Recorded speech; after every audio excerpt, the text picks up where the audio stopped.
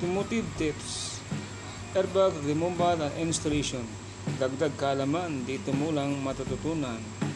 Subscribe my channel guys. Okay, we are removing the harness wire connector to airbag module. Airbag module, this is the one part that protect people in the accident. This airbag, they will lose after the accident happened. The electronic system, they will come on to protect the human inside the car. I'm going to show you how to remove and installation the airbag module. It's only 3 bolts inside the bracket to the airbag module. It's very easy to remove and fix. This is showing how to remove and fix, but do not try this at your home. Please take good care to your car. This is only for the technician tips only. Thank you very much and for watching.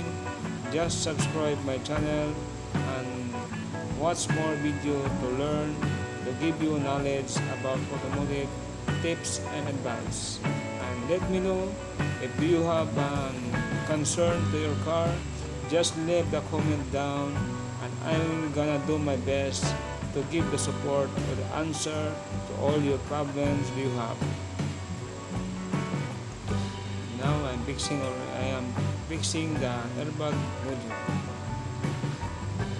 Thanks to all guys, and don't forget to subscribe my channel and share this to all your brothers and company and friends who want to learn the automotive industrial technology.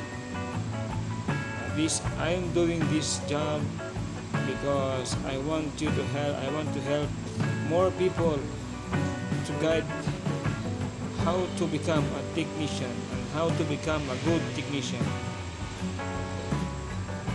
and also what is the purpose why I am doing this job, what I am doing inside the YouTube, because I want to make money and YouTube to save for my future of my son, and hope you're going to help me.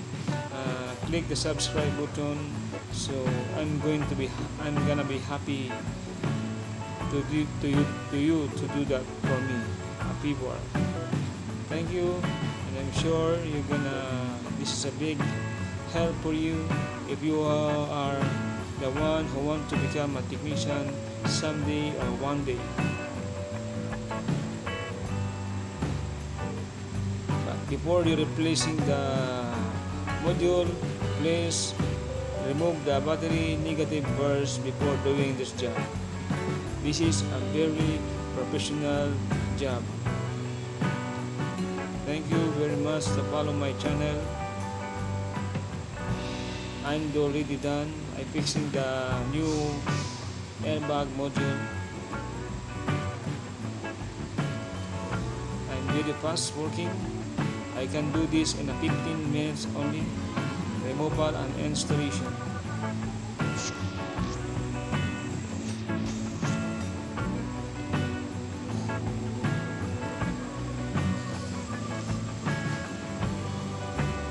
Fix the wire, fix the wires. Don't forget to make it sure everything is tightened so the noise will be not rugging after running the car. Now I'm done. Thank you for watching. Go to the description box to watch more videos, automotive tips and advice. Salamat!